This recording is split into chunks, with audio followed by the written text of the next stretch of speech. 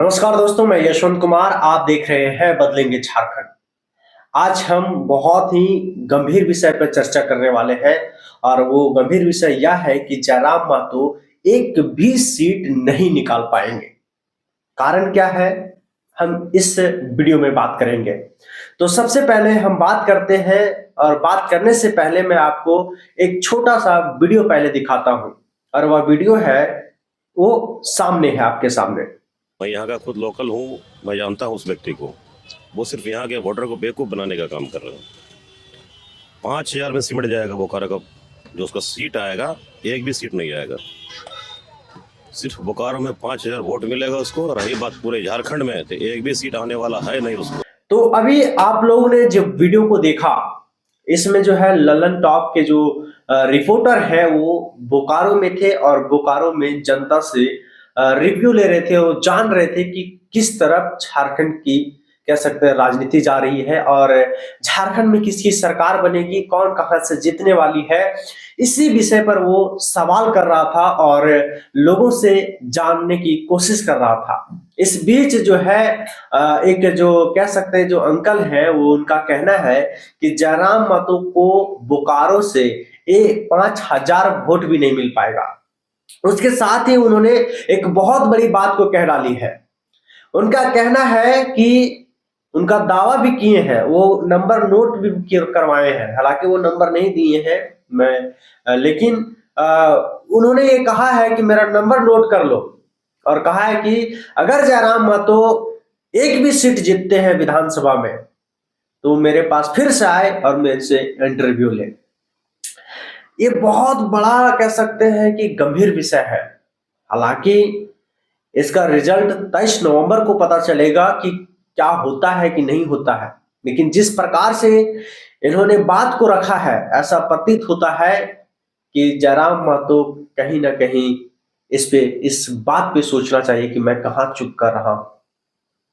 क्योंकि लोकसभा के चुनाव में एक प्रदीप तिवारी जो है, वो जोहार हजारीबाग में भी उन्होंने कहा था कि जयराम मातो लोकसभा में एक भी सीट निकाल करके दिखाए। मैं वो भी वीडियो क्लिप में आपको दिखाता हूं, उसके बाद फिर हम इस पर चर्चा करेंगे। है जयराम में हिम्मत, मैं छोड़ दूंगा झारखंड। मैं फिर आप ही से बोलता हूँ, मैंने कहा था ना लोकसभा जीते तो झारखंड छोड़ दूंगा। मैं झारखंड छोड़ दूंगा। जयराम अपने मुंह से बोल दे कि उनको, जिनके पास 32 का खतियान है, वो हमको वोट नहीं दे और भोजपुरी मगही बोलने, अंगिका बोलने वाला हमको वोट नहीं दे। मैं झारखंड छोड़ दूंगा, वादा करता हूँ मीडिया सोशल। तो अभी जो आप लोग प्रदीप तिवारी की जो बातों को सुने, उन्होंने लोकसभा में कहा था कि जयराम मातो जेबी केसेस से जो चुनाव लड़ रहे हैं 8 जगह से, उनमें से एक भी नहीं जीत पाएंगे। उस समय बहुत सारे लोग कमेंट कर रहे थे कि क्यों नहीं जीतेंगे। उस समय गिरिडीह में जिस प्रकार से माहौल था, ऐसा प्रतीत हो रहा था कि जयराम मातो कहीं से जीते चाहे नहीं जीते, लेकिन वो अपना सीट खुद निकाल लेंगे।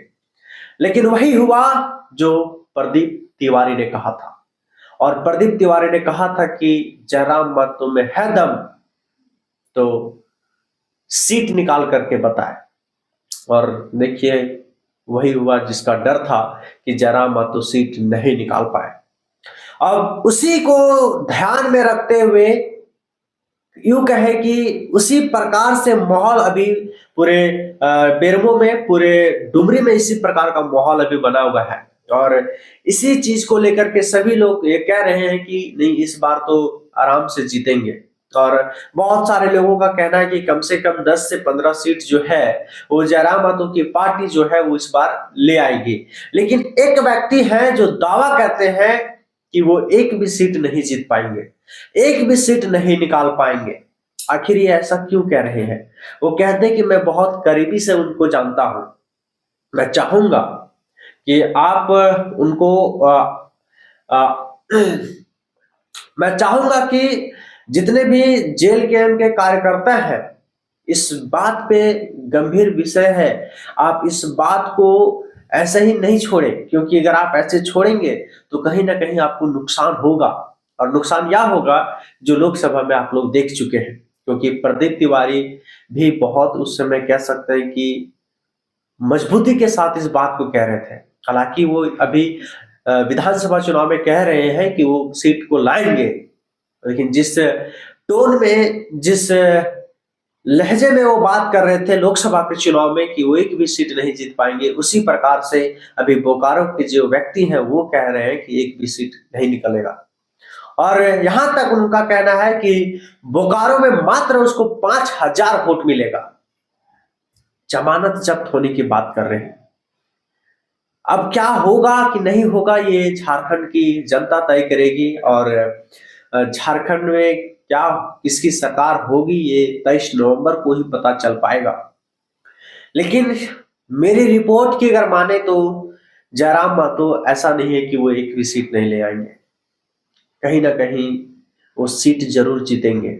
और हालांकि अभी इनको सरकार बनाने में थोड़ी परेशानियां हो सकती है, लेकिन अगर जनता चाही और अगर जनता इस बात को समझ जाएगी कि मुझे जयराम महतो को लाना है, अपने बच्चे को भविष्य को देखना है, अपना भविष्य को देखना है, तो कहीं भी कि कोई भी रोक नहीं सकता है जयराम महतो को अपनी सरकार बनाने में।